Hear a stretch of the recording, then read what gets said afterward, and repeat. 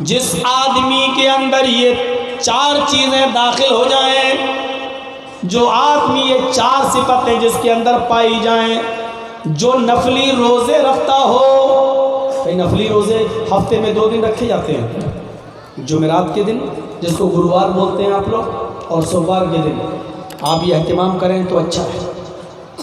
نفلی روزہ جمعے کے دن نہیں رکھا جاتا ہے۔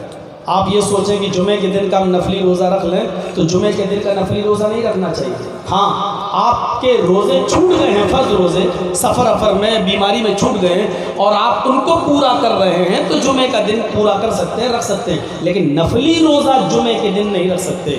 نفلی روزہ جمعرات یعنی گروار کو اور منڈے یعنی پیر کو، سوموار کو آپ 2 نفلی روزے رکھیں۔ اتنا نہیں کر سکتے، ہر ہفتے 2 روزے نہیں تو 1 مہینے میں 3 روزے، جس کو ایام 20 کہا جاتا ہے، 13، 14، 15 عربی مہینے کی 13 تاریخ اور 14 تاریخ اور 15 تاریخ، یہ 3 روزے آپ رکھ لیں۔ تو جو نفلی روزہ رکھتا ہو، جو کھانا کھلاتا ہو فقیر کو، غریب کو، جو مریض کی عیادت بھی کرتا ہو، جو مریض کی عیادت کرتا ہو، اور جو جنازے کے پیچھے پیچھے قبرستان تک جاتا ہو، مٹی دینے تک شامل رہتا ہو، اللہ کے رسول صلی اللہ علیہ وسلم فرماتے ہیں اس کو جنت میں جانے سے کوئی چیز نہیں روک رہی ہے سوائے موت کے۔ لم يمنعه من دخول الجنت الا الموت۔ اس آدمی کو جنت میں جانے سے صرف موت روک رہی ہے، یعنی جب تک مر نہیں رہا ہے تب تک جنت میں نہیں۔ ایسا آدمی جیسے ہی مرا جنت کا مستحق۔ یہ خوشخبری سنا رہے ہیں محمد رسول اللہ صلی اللہ علیہ وسلم۔ ہماری ماں بہنیں تم بھی سنو، تمہیں بھی خوشخبری سنائی اللہ کے رسول نے۔ سیریل دیکھنے والیوں کو نہیں، چڑیلوں کا ناٹک دیکھنے والیوں کو نہیں، الف بابا 40 چور دیکھنے والیوں کو نہیں، ساس بھی کبھی بہو تھی یہ دیکھنے والیوں کو نہیں، کس کو جنت کی بشارت سنا رہے ہیں اللہ کے رسول۔ ایوما امرأۃ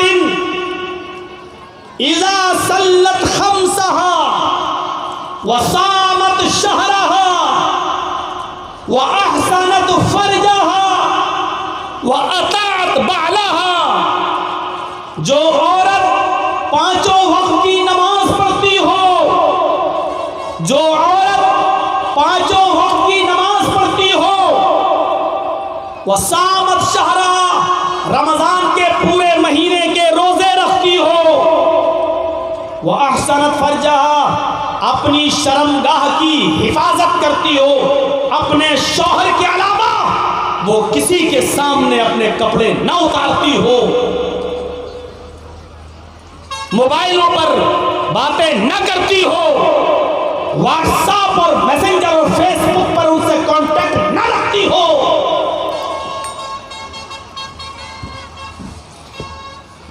وہ احسنت فرجہا، اپنی شرمگاہ کی حفاظت کرتی ہو۔ کتنی چیزیں ہو گئیں؟ 3۔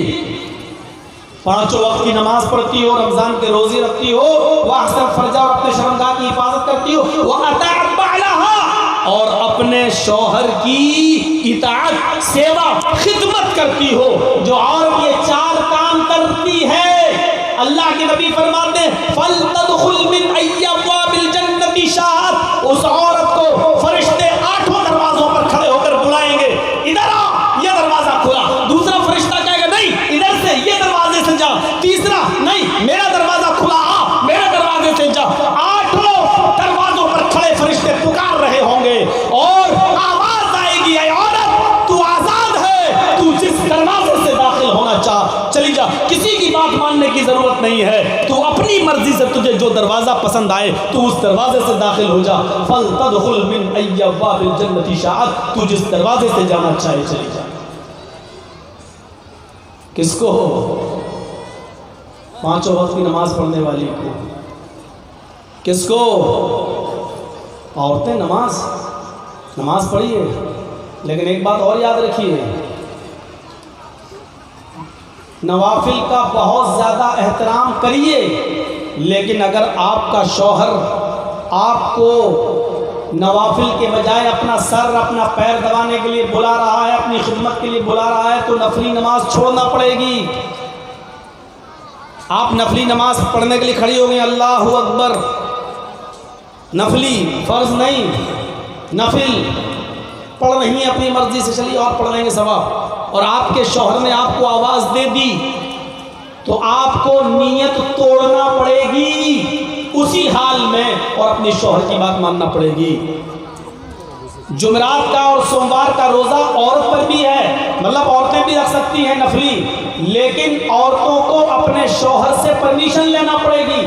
اگر پتی پرمیشن دے گا تو نفلی روزے رکھ سکتی ہیں عورتیں، اور اگر ان کا پتی ان کو اجازت نہیں دے گا تو وہ نہیں رکھ سکتی۔ ہو سکتا ہے کام کاج والا آدمی ہے، مزدور ہے بیچارہ، دوپہر میں آیا، اس کو اپنی بیوی سے فائدہ حاصل کرنا ہے، اس نے بستر پہ بلایا، آؤ مجھے تم سے کچھ فائدہ حاصل کرنا ہے، اور تم نے کہہ دیا میں روزے سے ہوں۔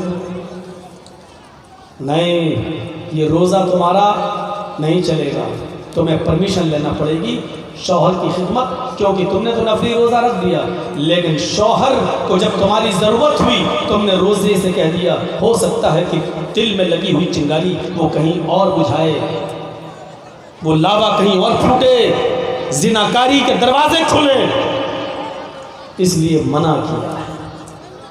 ایک عورت اللہ کے رسول کے پاس آئی، وہ کہتی ہے اللہ کے رسول کیا میرا شوہر ہمیں بہت مارتا ہے، بہت ظالم ہے، جب بھی آتا ہے نا ٹھونکتا ہے، نماز بھی نہیں پڑھنے دیتا ہے، کبھی کبھی نماز میں بھی پیٹتا ہے مجھے، تو بڑا ظالم ہے تمہارا۔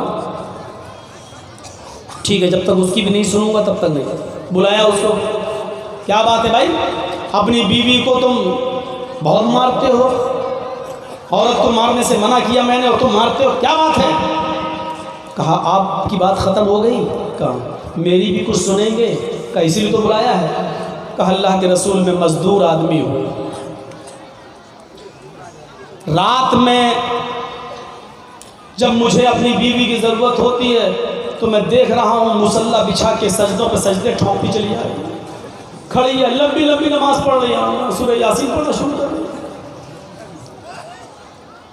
میری آنکھ لگ گئی، آنکھ کھل لی، 1-2 گھنٹے کے بعد دیر میں آنکھ کھلی، دیکھ رہا ہوں کہ وہ سجدے میں پڑی ہوئی ہے۔ میں سوچتا ہوں چلیے کوئی بات نہیں، نماز پڑھ رہی ہے، عبادت کر رہی ہے، قرآن پڑھ رہی ہے، چلو گھر میں ہم سو جاتے ہیں، چلیے صبح ہم اپنا مقصد صبح حاصل کر لیں گے۔ اللہ کے رسول صبح میں مزدوری کرنے چلا جاتا ہوں، کھیتوں میں کام کرتا ہوں، کاشتکاری کرتا ہوں، جب دوپہر میں قیلولہ کرنے آتا ہوں کہ چلو کھانا کھا کے کچھ لیٹیں گے، اپنی بیوی کو بلاتا ہوں آؤ کچھ آرام کریں تمہارے ساتھ، کہتی ہے میں تو روزے سے ہوں، دن میں روزہ رات میں نماز، تو اس کو ماروں نہیں ٹھوکوں نہیں تو کیا میں اس کو چاٹوں کیا کروں؟ آپ ہی بتائیے پھر شادی کس مقصد سے ہوتی ہے؟ اللہ کے رسول نے کہا تمہاری شکایت میں دم ہے۔ پھر آپ نے اس عورت کو ڈانٹا، تم نفلی روزے رکھتی ہو، شوہر سے اجازت لیتی ہو؟ نہیں۔ رات بھر نماز پڑھتی ہو، عبادت کرتی ہو؟ کہا ایسی عبادت اللہ کے ہاں قبول نہیں ہوگی جو شوہر کو ناراض کرتی ہو، ایسے روزے تمہارے قبول نہیں ہوں گے جو شوہر کو ناراض کرتے ہو۔ اور پھر آپ نے حکم دیا کہ سن لو، جب بھی کسی کا شوہر اپنی بیوی کو اپنی ضرورت کے لیے اپنے بستر پر بلائے، فَأَبَتْ، وہ آنے سے انکار کر دے اور ایسے ہی سو جائے اس کا شوہر، تو پوری رات فرشتے اس عورت کے اوپر لعنت اور پھٹکار برساتے رہتے ہیں۔ یہ حکم نافذ کر دیا، یہ پیغام دے کر ان تمام عورتوں کو مردوں کا مخفی ضمیر بتا دیا کہ مرد سب کچھ برداشت کر سکتا ہے، لیکن یہ چیز برداشت نہیں کر سکتا ہے کہ اس کی بیوی موجود ہوتے ہوئے بھی اس کا ساتھ نہ دے اور اس کا تعاون نہ کرے۔ باتیں تھوڑی سی کڑوی لگ رہی ہوگی، لیکن یہ معاشرے کا سلگتا ہوا ایک موضوع تھا جو مجھے بتانا پڑ رہا ہے، شرم و حیا کو بالائے طاق رکھتے ہوئے، کیونکہ مرد کی اگر دوسری عورت پر نظر اٹھ رہی ہے یا دوسری جگہ اپنی بیوی کو چھوڑ کر وہ دوسری کی ماں بہن بیٹیوں کو دیکھ رہا ہے، تو اس کا مطلب یہ ہے کہ اس کو اپنی بیوی سے کہیں خالی جگہ مل رہی ہے، کہیں اسپیس ہے جو اس کی بیوی اس کو دے رہی ہے، وہ پانی کہیں ہو سکتا ہے، سب نہیں، میں ایسا نہیں کہہ رہا ہوں کہ سبھی ایسی ہوں گی، لیکن اس میں ایسا بھی ہے کہ اس میں ضرور اس کی بیوی اپنے شوہر کو پوری طریقے سے محبت دینے میں ناکام بھی ہے۔ آج تو عورتیں سوچ رہی ہوں گی کل کی تو خیر اچھی تھی، کھاؤ تو اپنے شوہر کو بھی کھلاؤ، پیو تو کل بہت اچھی تھی، آج تو مولوی ایسی بات بتا رہا جو اب تو پریشان ہی کرے گا ہمارا آدمی۔ ہاں، یہاں تک حکم ہے کہ اگر عورت چولہے پر بیٹھی ہو، روٹی پکا رہی ہو اور اس کا آدمی اس کو بلا لے تو روٹی چھوڑ کر آئے، جلتی جل نہ لے، آنا پڑے گا اپنے شوہر کے پاس۔ اتنا حکم ہے۔ وَإِن كَانَتْ عَلَى التَّنُّورِ، اگرچہ وہ چولہے پر بیٹھے ہو۔ زیادہ نہیں تو کھال نوچ لیں گی، مولانا مردوں کا حق نہیں ہے، کل عورتوں کا بتا دیا تھا، آج مردوں کا بتا دیا۔ یہ حکم دیا اللہ کے رسول، ایسی عورت کو جنت میں جانے کی بشارت۔ ہاں، بہت سی بشارتیں ہیں، یہ جنت میں جانے والی ایسی ایسی چیزیں، ایک ایک لفظ پہ بولوں، شاہد پہ تو 2 گھنٹے چاہیے، مبشر پہ تو 2 گھنٹے چاہیے، نذیر پہ تو 2 گھنٹے چاہیے، داعی پر تو 2 گھنٹے چاہیے، سراج منیرہ پہ تو 2 گھنٹے، اب 10 گھنٹے کا ٹائم کہاں ہے؟ اس لیے مبشر پر اتنی باتیں کافی ہیں۔ بشارت، یہ نبی اکرم نے بشارت دی، اس عورت کو بھی بشارت دی ہے۔ اب آئیے، 2 چیزیں ہو گئیں، یا ایھا النبی انا ارسلناک شاہدا ومبشرا ونذیرا، اچھے کاموں پر جنت کی بشارت دینے والا بنا کر بھیجا، ونذیرا، اور برے کام کرنے پر ہم نے آپ کو جہنم سے ڈرانے والا بنا کر بھیجا۔ برے کام کرنے پر جہنم، جنت کا سنے ہو تو جہنم کا بھی سننا چاہیے۔ جہنم بڑی خطرناک ہے، ہم لوگ سن لیتے ہیں اور چلے جاتے ہیں، احساس نہیں ہوتا۔ اللہ کے رسول اپنے صحابہ کے درمیان بیٹھے ہوئے تھے، اچانک ایک آواز آئی، صحابہ بھی ڈر گئے۔ اللہ کے رسول نے فرمایا جانتے ہو یہ آواز کیسی تھی؟ صحابہ نے کہا نہیں اللہ کے رسول ہم نہیں جانتے، اللہ و رسول عالم، اللہ اور اس کے رسول اس کو زیادہ جانتے ہیں۔ تو اللہ کے نبی نے فرمایا صحابیوں سنو، جبریل علیہ السلام نے آج سے 70 سال پہلے ایک پتھر اوپر سے پھینکا تھا جہنم کے اندر، جہنم کے اندر اوپر سے ایک پتھر پھینکا تھا۔ آج وہ پتھر 70 سال کے بعد جہنم کے سب سے نیچے طبقے میں گیا، سب سے نیچے حصے میں گرا۔ یہ اسی پتھر کے گرنے کی آواز تھی جو 70 سال کے بعد آج پہنچا۔ اس سے اندازہ لگا سکتے ہیں کہ جہنم کتنی گہری ہوگی۔ 70 سال، 1 سال نہیں، 2 سال نہیں، 1 گھنٹہ ہی کافی ہے۔ کوئی چیز اوپر سے گرے، نیچے گرنے میں 1 گھنٹہ لگے تو آپ سمجھ لو کہ اس کی اونچائی کتنی ہوگی۔ اور 1 گھنٹہ نہیں، 24 گھنٹے نہیں، 1 مہینہ نہیں، 1 سال نہیں، 70 سال۔ آسمان میں ابھی بھی ایسے ستارے موجود ہیں، ایسے سیارے، ایسی کہکشائیں موجود ہیں جن کی روشنی زمین پر آنے میں 3 ارب سال لگتے ہیں۔ 3 ارب، ارب کتنے ہوتے ہیں یہ ہم نہیں بتا پائیں گے، سمبت پاترا بتائے گا۔ 3 ارب کتنے ہوتے ہیں؟ 100,000 کا 1 لاکھ، 100 لاکھ کا 1 کروڑ، 100 کروڑ کا 1 ارب، 300 کروڑ کا 3 ارب۔ ایسے ایسے ستارے ہیں آسمان پر کہ جن کی روشنی کو زمین میں آنے میں 300 کروڑ سال لگتے ہیں۔ 3 ارب سال، دماغ چکرا جائے گا۔ ابھی بھی پہلا آسمان نہیں ہے، اس کے بعد آسمان، سوچو تو صحیح کتنا اوپر، پھر دوسرا آسمان، پھر تیسرا، پھر چوتھا، دماغ چکرا جاتا ہے۔ چھوڑیے ہم بھی پاگل ہو جائیں گے، آپ بھی اس تک نہیں جا پائیں گے۔ جہنم کی حالت یہ ہے، جہنم پر بہت زیادہ تبصرہ نہ کرتے ہوئے اتنا کہہ دوں کہ اللہ کے رسول نے جہنم کا جو نقشہ دیکھا تھا اس میں آپ نے فرمایا کہ لوگوں، جب مجھے معراج ہوئی اور مجھے جہنم دکھائی گئی تو جہنم میں نے جلنے والوں کو دیکھا.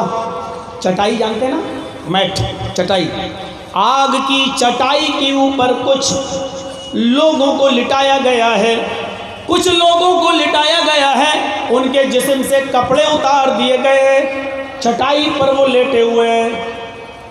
آگ کی چٹائی ہے، آگ کی میٹ ہے، اس چٹائی سے ان کی چربی پگھل رہی ہے، آگ پر لیٹے ہوئے ہیں، ان کا جسم جل رہا ہے، ان کی چربی پگھل رہی ہے اور چربی سے وہ آگ اور زیادہ بھڑک رہی ہے. میں نے پوچھا اے اللہ کے نبی یہ کون لوگ ہیں؟ میں نے پوچھا جبریل یہ کون لوگ ہیں؟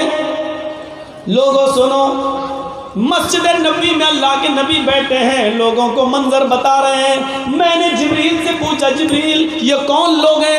غور سے سننا، ہم سب کسی نہ کسی کے بیٹے ہیں، ہمارا کوئی نہ کوئی باپ موجود ہے. یہ الگ بات ہے کہ کسی کا باپ زندہ ہوگا، کسی کا اس دنیا سے رخصت ہو گیا ہوگا، ہم بھی کسی نہ کسی کے باپ ہیں، نہیں ہے تو بہت جلدی بن بھی جائیں گے. اللہ تعالیٰ ہم سب کو صاحب اولاد بنائے اور جن کی اولاد نہ ہو اللہ ان سب کو اولاد عطا فرمائے. میرے بھائیوں غور کیجئے، اللہ کے نبی نے یہ عذاب دیکھا تو جبریل سے پوچھا کہ یہ کون لوگ ہیں؟ تو جبریل نے اس کا جواب یہ دیا اے اللہ کے نبی یہ وہ لوگ ہیں جو دنیا میں اپنے ماں باپ کو رلایا کرتے تھے، یہ وہ لوگ ہیں جو دنیا میں اپنے ماں باپ کو خون کے آنسو رلاتے تھے، اپنے ماں باپ کو ستاتے تھے، اپنے ماں باپ کا دل جلاتے تھے. آج ان کو اسی آگ میں جلایا جا رہا ہے. اللہ کے نبی فرماتے ہیں میں اور آگے بڑھا، میں نے آگے بڑھنے کے بعد دیکھا کہ ایک آدمی کا سر پھوڑا جا رہا ہے، اس کا بھیجا نکل جاتا ہے، دماغ باہر آ جاتا ہے، سر بالکل پچک جاتا ہے. جب تک فرشتہ پتھر اٹھاتا اس کا سر جوڑ دیا جاتا ہے، اس کو دوبارہ جیوت کر دیا جاتا ہے، اس کو دوسرا فرشتہ گرا کر زمین پر پھر لٹا دیتا ہے جیسے ہم لوگ بکروں کو لٹا دیتے ہیں. اس کو زور سے پکڑ لیتا ہے، پھر فرشتہ اس کے اوپر پتھر مارتا ہے، اس کا پھر دماغ باہر نکل جاتا ہے، اس کا سر پھر کھینچ دیا جاتا ہے، بھیجا باہر آ جاتا ہے، مغز باہر آ جاتا ہے. میں نے پوچھا جبریل یہ کون لوگ ہیں جن کو اتنی دردناک سزا دی جا رہی ہے؟ جبریل نے بتایا اے اللہ کے نبی یہ وہ لوگ ہیں جو دنیا میں نماز کے وقت ان کے سر بھاری ہو جایا کرتے تھے، نماز کے وقت ان کے سر بھاری ہو جاتے تھے، نماز کے وقت ان کا سر بھاری ہونے لگتا تھا اور قرآن پڑھ کر انہوں نے بھلا دیا تھا، قرآن کو حفظ کر کے انہوں نے بھلا دیا تھا، اپنے دماغ میں قرآن کو بسا کر انہوں نے بھلا دیا تھا. یعنی رمضان پڑھ کر پھر پورے سال یہ قرآن کو کھولتے نہیں تھے. یہ قرآن کو بھلانے والے جو قرآن کی صورتیں ان کو یاد تھی انہوں نے اس کو بھلا دیا تھا. یہ وہ لوگ ہیں جن کو اتنی دردناک سزا دی جا رہی ہے. نماز کو پڑھتے تھے لیکن نماز کے وقت سر بھاری ہو جاتے تھے. یہ تو ان کا عذاب ہے جو نماز پڑھتے تھے، لیکن اذان ہو رہی پڑھ لیں گے تھوڑی دیر بعد. اٹھے لاؤ پانی وضو، جماعت نکل گئی، اب گئے نماز پڑھ کے آ گئے. نماز تو پڑھی ہے لیکن نماز کے وقت سر بھاری ہو گیا. اچھا میچ دیکھ رہے ہیں انڈیا پاکستان کا، ٹھیک ہے، اذان کی آواز، ارے یار 2 اوور رہ گئے ہیں، بڑے کانٹے کا میچ چل رہا ہے، دیکھتا ہوں کون جیتتا ہے. نماز نہیں پڑھنے جا رہے ہیں، میچ دیکھنے میں لگے ہیں، کیرم بورڈ کھیلنے میں لگے ہیں. جب گیم پورا تب گئے ہم نماز پڑھنے. نماز تو پڑھ رہے ہیں لیکن بے ٹائم جماعت چھوڑ کر اذان کی آواز سننے کے باوجود بھی مسجد کی طرف نہیں گئے. یہ ان کا عذاب ہے جو نماز پڑھ رہے ہیں لیکن ٹائم بے ٹائم. لیکن جو نماز بالکل پڑھتے ہی نہیں یا صرف جمعے ہی کے دن مسجد میں جاتے ہیں ان کا کیا عذاب ہوگا واللہ عالم، یہ اللہ بہتر تھا. یہ ان کا عذاب ہے جو پانچوں وقت کے نمازی ہیں، فجر بھی پڑھتے ہیں لیکن سورج نکلنے کے بعد جماعت چھوڑ کر یہ سر پیٹا جا رہا ہے، ٹھوکا جا رہا ہے، مارا جا رہا ہے، کچلا جا رہا ہے، بھیجا نکالا جا رہا ہے، یہ ان کا عذاب ہے جو نماز ٹائم پہ ٹائم پڑھتے تھے۔ جو پڑھتے ہی نہیں ان کا عذاب کیا ہوگا جگجیت کو نہیں معلوم۔ آگے چلیے، میں کچھ اور آگے بڑھا، میں نے دیکھا کچھ لوگوں کو پیڑ پر الٹا لٹکا دیا گیا ہے اور فرشتہ ان کے منہ میں ڈنڈا لاٹھی لے کر ان کے منہ میں داخل کر کے پیٹ سے کھانا نکال رہا ہے، زمین پر گر رہا ہے۔ میں نے پوچھا جبریل یہ کون لوگ ہیں؟ فرمایا یہ وہ لوگ ہیں جو رمضان کے مہینے میں کھاتے پیتے تھے ٹہل ٹہل کر، یا اپنے گھروں میں یہ رمضان کے روزے نہیں رکھا کرتے تھے۔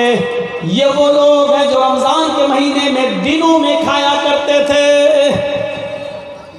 میں کچھ اور آگے بڑھا، میں نے دیکھا کہ خون کا تالاب ہے، اس میں بدبو آ رہی ہے اور اس میں کچھ لوگ غوطہ لگا رہے ہیں، تیر رہے ہیں، سوئمنگ کر رہے ہیں اور بدبودار خون پی رہے ہیں۔ وہ بدبو سے بچنے کے لیے کنارے آتے ہیں، فرشتہ ایک پتھر ان کے سر پہ مارتا ہے، وہ پھر بیچوں بیچ خون کے تالاب میں، خون کی ندی میں چلے جاتے ہیں، پھر کنارے آتے ہیں، پھر ان کو بیچوں بیچ کر دیا جاتا ہے۔ میں نے پوچھا جبریل یہ سڑے ہوئے بدبودار خون کو پینے والے کون لوگ ہیں؟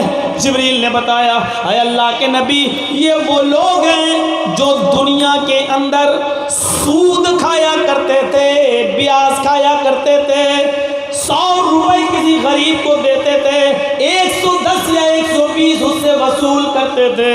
یہ وہ لوگ ہیں جو دنیا میں اپنے غریب بھائیوں کا خون چوسا کرتے تھے، سودی کاروبار کیا کرتے تھے، سود اور بیاج کا دھندا کیا کرتے تھے، 1000 دیتے تھے 1500 لیتے تھے۔ یہ وہ لوگ ہیں جو دنیا میں سود کھایا کرتے تھے، بیاج کھایا کرتے تھے۔ اللہ کے نبی فرماتے ہیں میں کچھ اور آگے بڑھا، میں نے دیکھا کہ کچھ لوگ اپنے ہاتھوں میں پیالے پکڑے ہوئے، کٹورے لیے ہوئے ہیں، پیالے پکڑے ہوئے ہیں، اور دنیا میں جو طوائفیں تھی جو اپنا جسم بیچا کرتی تھی، طوائف جسم فروش عورتیں، ان کی شرمگاہ سے بدبودار پانی نکل رہا تھا، یہ اپنے پیالے لے کر ان عورتوں کی شرمگاہ سے نکلنے والے بدبودار خبیث اور گندے پانی کو اپنے پیالوں میں بھر کے پی رہے ہیں۔ میں نے پوچھا جبریل یہ کون مرد ہیں جو بدبودار شرمگاہ سے نکلنے والے پانی کو پی رہے ہیں؟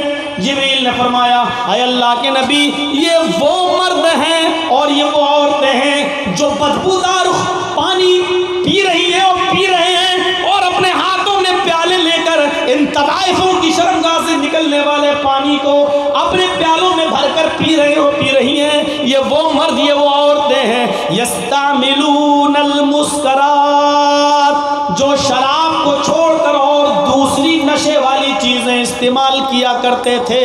یہ وہ لوگ ہیں جو شراب کو چھوڑ کر دوسری نشے والی چیزیں استعمال کیا کرتے تھے۔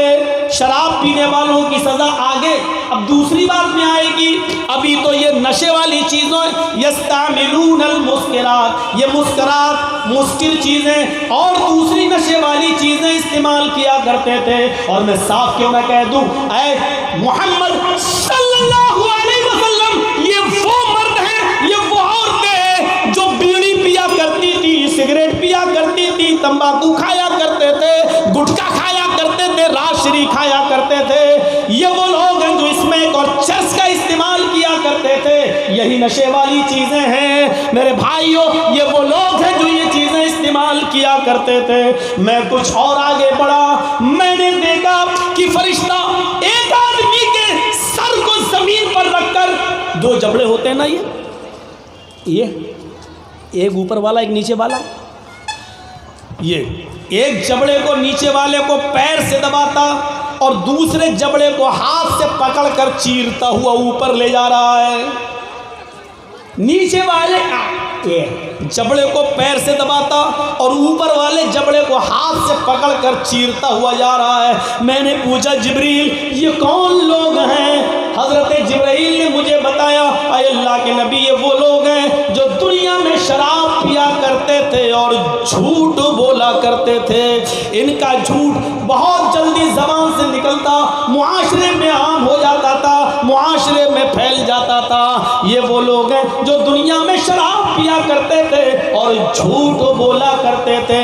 میں کچھ اور آگے بڑھا اور میری ماں بہنوں سنو یہ تمہارے لیے. میں کچھ اور آگے بڑھا، میں نے دیکھا کہ کچھ عورتوں کو سر کے لمبے لمبے بال پکڑ کر درختوں سے لٹکا دیا گیا ہے. ان کے ہاتھ پیچھے سے باندھ دیے گئے ہیں، ان کے ہاتھ پیچھے سے باندھ دیے گئے ہیں. ان کے سر کے بال پکڑ کر ان کو درختوں سے لٹکا دیا گیا ہے. اور کھنجر، نوکدار کھنجر جس سے اونٹ نہر ہوتا ہے سعودی وغیرہ میں، لمبا سا کھنجر ہوتا ہے وہ اور نوکدار ہوتا ہے، آگے بہت تیز دھار ہوتی ہے اس میں.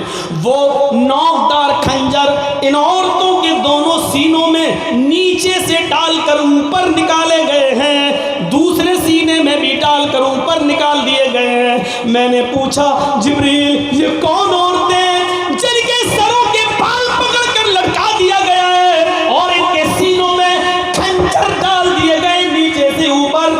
جبریل نے بتایا اے اللہ کے نبی یہ وہ عورتیں ہیں جو غیر مردوں سے اپنے بالوں کو چھپایا نہیں کرتی تھی، غیر مردوں کے سامنے اپنے بال کھول کر آیا کرتی تھی اور کپڑے اتنے ٹائٹ پہنتی تھی کہ کپڑے پہننے کے باوجود ان کے سینے کا حصہ اٹھا ہوا، اس کا ابہار اٹھا ہوا نظر آتا تھا.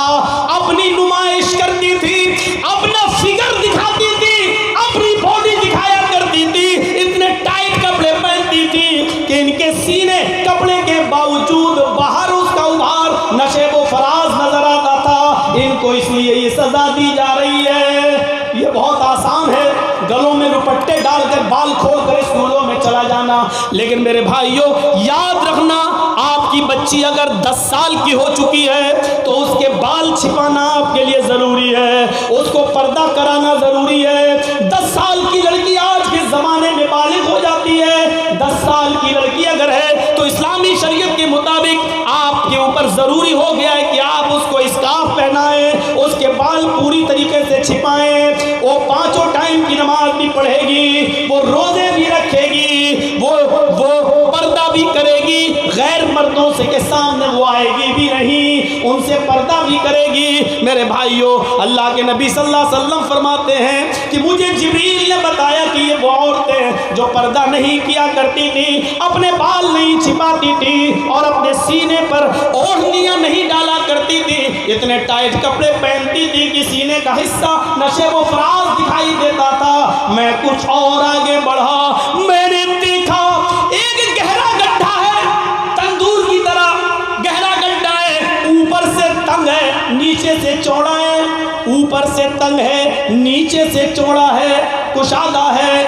اس میں ننگے مرد اور ننگی عورتیں ڈال دیے گئے ہیں، آگ کے اندر جل رہے ہیں. جب وہ آگ کے انگارے شعلے اوپر آتے تو وہ ننگے مرد اور ننگی عورتیں بھی اوپر آ جاتی، جب وہ شعلے نیچے جاتے تو وہ ننگے مرد اور ننگی عورتیں بھی نیچے چلی جاتی. میں نے پوچھا آئے جبریل یہ ایک ساتھ ننگے مردوں کو اور ننگی عورتوں کو ڈال دیا گیا ہے اور یہ ننگے مرد اور ننگی عورتیں اس تندور میں اس گڈھے میں جل رہے ہیں، جل رہی ہیں، یہ کون ہے؟ اللہ کے نبی نے پوچھا تو جبریل نے بتایا اے اللہ کے نبی یہ وہ مرد ہیں، اے اللہ کے رسول یہ وہ مرد ہیں جو اپنی حلال بیویوں کو چھوڑ کر حرام عورتوں کے پاس جایا کرتے تھے، اور یہ وہ عورتیں ہیں جو اپنے حلال شوہروں کو چھوڑ کر حرام مردوں کے ساتھ ناجائز تعلقات کرتی تھیں. اور بھی ہے، اتنا کافی ہے. کیسے ڈرایا اللہ کے رسول صلی اللہ علیہ وسلم نے؟ کیا ہے تو رکھیے نا اس کو. کوئی طریقہ ہے سوال کا؟ سوال جواب مفتیوں سے پوچھا کرو، میں مفتی نہیں ہوں بھائی۔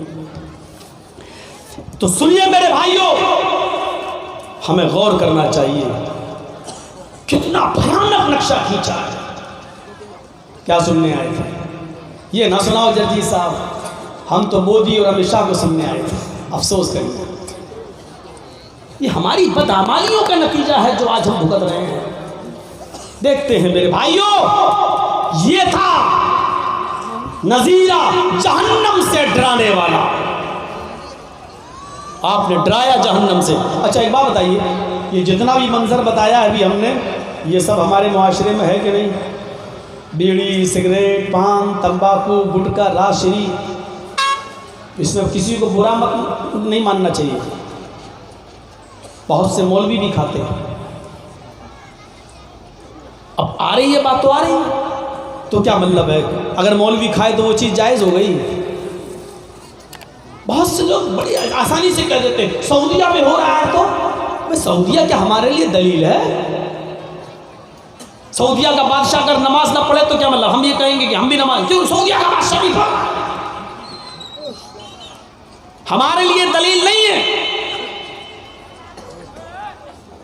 اگر بیڑی، سگریٹ، پان، تمباکو میں نشہ نہ ہوتا تو گورنمنٹ سگریٹ کی ڈبی پر یہ نہیں لکھتی کہ cigarette smoking is injurious to health, یہ نہیں لکھتی کہ ہیلتھ کے لیے، تندرستی کے لیے نقصان دہ ہے۔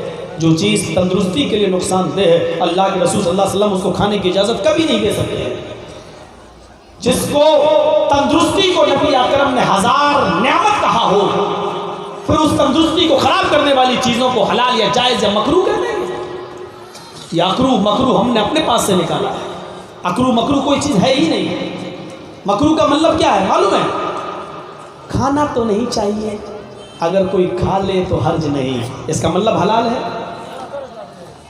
کھانا نہیں چاہیے لیکن اگر کوئی کھا لے تو گناہ نہیں، حرج نہیں، اس کا مطلب یہ ہے کہ نبی اس کو ناپسند کرتے تھے لیکن اس کو حرام نہیں۔ جیسے پیاز، کچی پیاز، لیکن وہ حرام نہیں ہے۔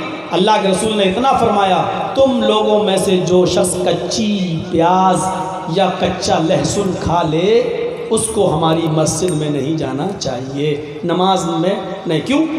کچی پیاز یا کچا لہسن سے بدبو آتی ہے اور فرشتوں کو وہ بدبو بری لگتی ہے۔ تو اللہ کے رسول نے صرف کھانے سے منع نہیں کیا، بلکہ کیا کہا؟ کھا کر ہماری مسجد میں نہ جاؤ۔ 1 بجے اگر ظہر کی اذان ہوتی ہے تو 12 بجے آپ کھا لیجیے، آدھے گھنٹے میں ٹھیک ہو جائے گی، 20-25 منٹ اس کی بو رہتی ہے۔ یا پھر ظہر کے بعد نماز پڑھنے کے بعد آئیے، کھانا کھائیے، اس کے بعد آپ کھا لیجیے۔ مکروہ نہیں کا، حلال ہے، لیکن صرف نماز کے لیے جانے کے لیے، کھا کر جانے کے لیے منع کیا ہے۔ اب اس میں کوئی کہتے پیاز مکروہ ہے،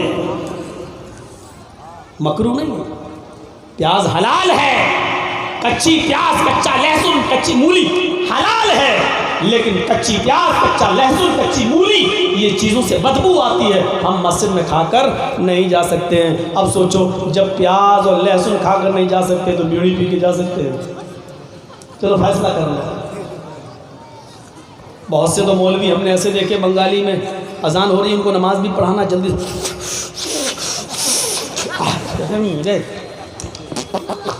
اور نماز بھی پڑھا دی، نماز بھی پڑھا رہے ہیں۔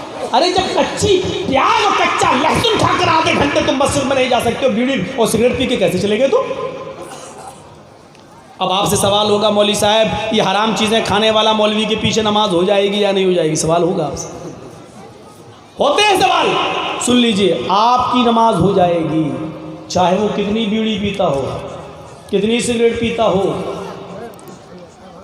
آپ اس کے پیچھے نماز پڑھ رہے ہیں، آپ کی نماز ہو جائے گی، لیکن جتنے لوگ نماز پڑھ رہے ہیں اتنے لوگوں کا گناہ اس مولوی کے سر پہ لادا جائے گا جو ان کی امامت کر رہا ہے۔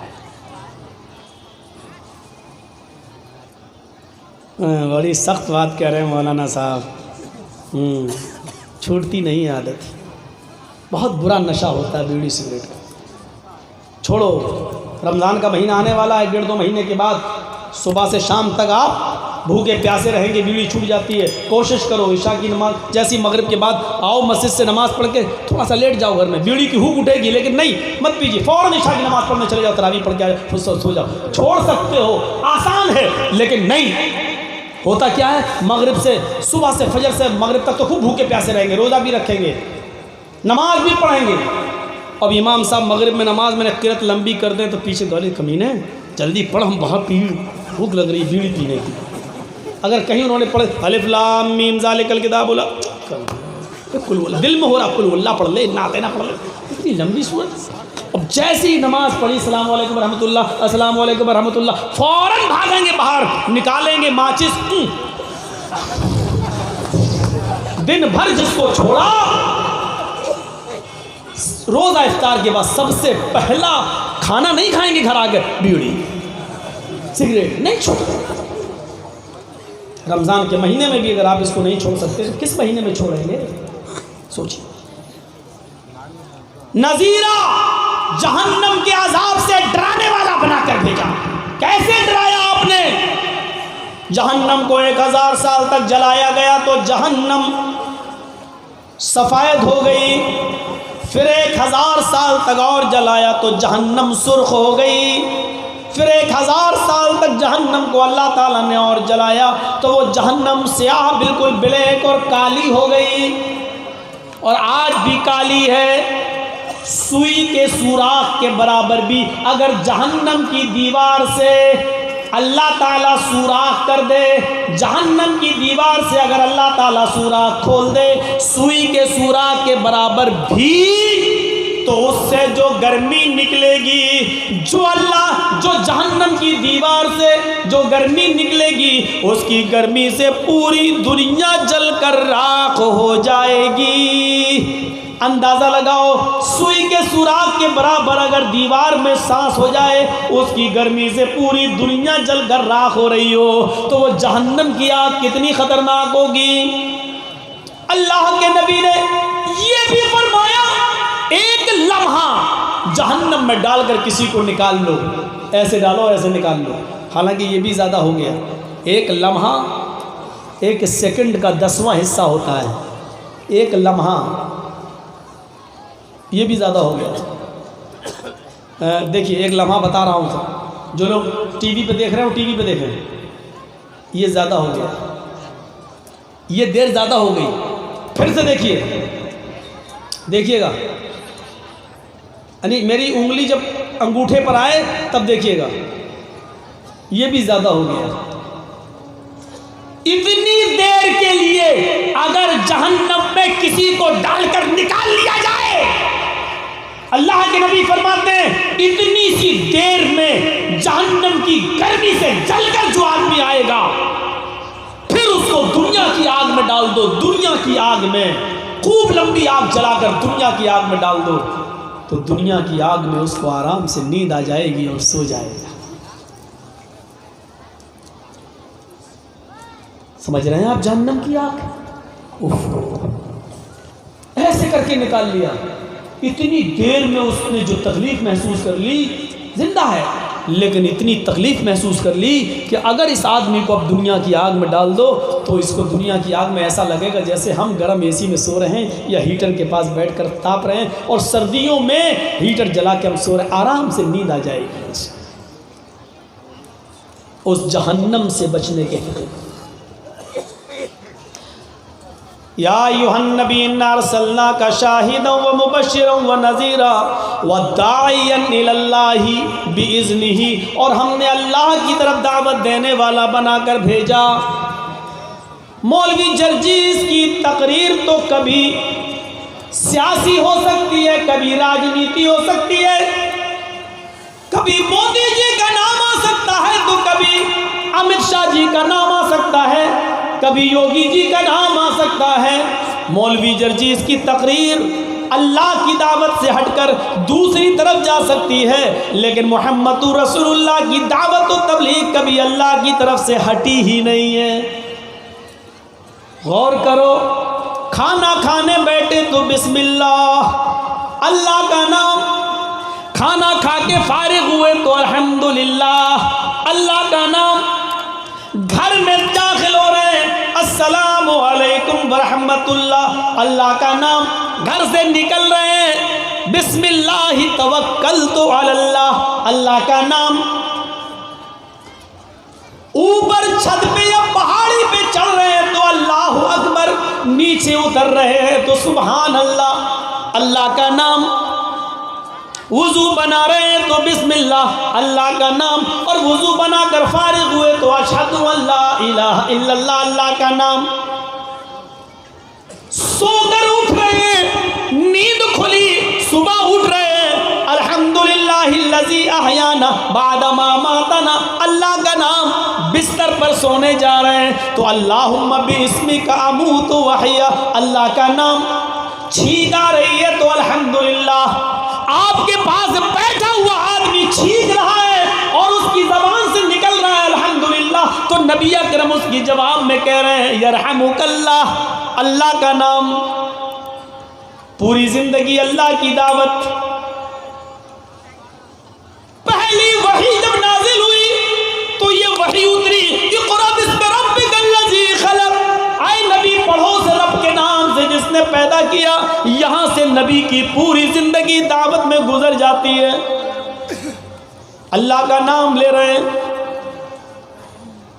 उकास का मेला लगा हुआ है मक्के के अंदर, पूरे अरब से बाजार के लिए दुकानें आई हैं, अरब के एक एक कबीले से, एक एक शहर से लोग आए हुए अपनी दुकानें लेकर। वहाँ अल्लाह के नबी को पता चला कि मक्के में सालाना मेला लगता है, आप वहाँ पहुँच गए और लोगों को दावत देने लगे, एक अल्लाह की इबादत की तरफ आओ, एक अल्लाह की तरफ। इतना मारा काफिरों ने, इतना मारा कि सर फट गया, जमीन पर बेहोश होकर गिर गए।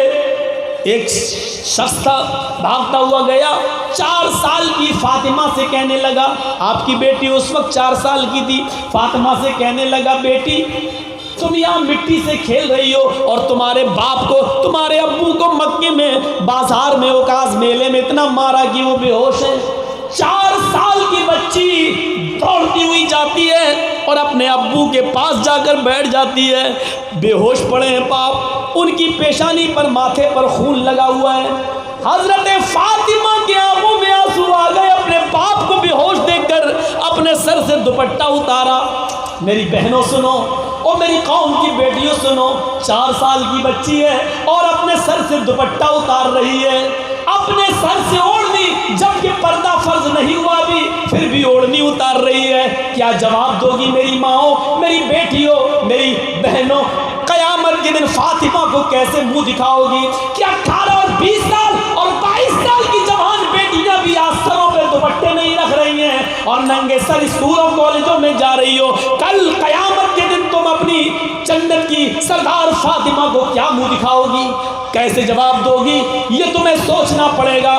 मेरी बहनों सुनो और मेरे भाइयों, 4 साल की बेटी, पर्दा भी फर्ज नहीं, लेकिन ओढ़नी उतार कर अपने बाप के सर से खून पोंछ रही है, अपने बाप के सर से खून साफ कर रही है और रो रही है, आंखों से आंसू गिरता है नबी अकरम के गाल पर। सुनो, आंसू पोंछती, खून साफ करती हैं, मक्के के लोगों में भीड़ लगी हुई है। लो, पूरे घराने में, खानदान में कोई नहीं आया, मोहम्मद का हिमायती, ये 4 साल की लड़की आई है, ये 4 साल की बेटी आई है। मोहम्मद, तेरे खानदान वाले कहाँ मर गए जो तुझे बचाने नहीं आ रहे हैं? और 4 साल की ये बच्ची चीख कर कहती है, ओ मक्के वालों, तुमने मेरे उस बाप को मारा है, तुमने मेरे उस बाप को मारा है। उसका जुर्म सिर्फ इतना है कि उसने ये कहा कि एक अल्लाह की इबादत करो।